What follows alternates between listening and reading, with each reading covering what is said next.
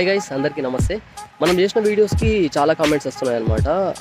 Rose ప్లాంట్కి flowers తొందరగా ఎక్కువ రావడానికి మేము ఏం చేయాలి, మేమైతే వాటరింగ్ టైం టు టైం చేస్తున్నాం కానీ ఫ్లవర్స్ అనేవి ఎక్కువ రావట్లేదు, మీ నర్సరీలో బాగా వస్తున్నాయి అని అంటున్నారు.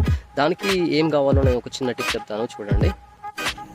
సో ఇవి వచ్చేసి మన నర్సరీలో రోజ్ ప్లాంట్స్ అనమాట. ఈ ఫ్లవర్స్ వచ్చి వాడిపోయినాయి, చూడండి ఎంత ఘోరంగా ఉన్నాయో. కాకపోతే దీన్ని ఎట్లా ట్రీట్ చేయాలనేది నేను చెప్తాను. ప్రతి ప్లాంట్కి ప్రూనింగ్ అనేది మేజర్ ఇంపార్టెంట్ అండి. ప్రూనింగ్ చేసుకోవడం కంపల్సరీ.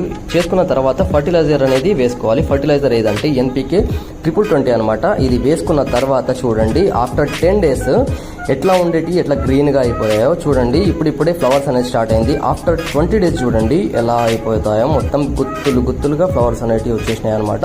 మనకు ఒక్కొక్క ప్లాంట్కి మినిమం 50 నుంచి 100 మధ్యలో ఫ్లవర్స్ ఉన్నాయి.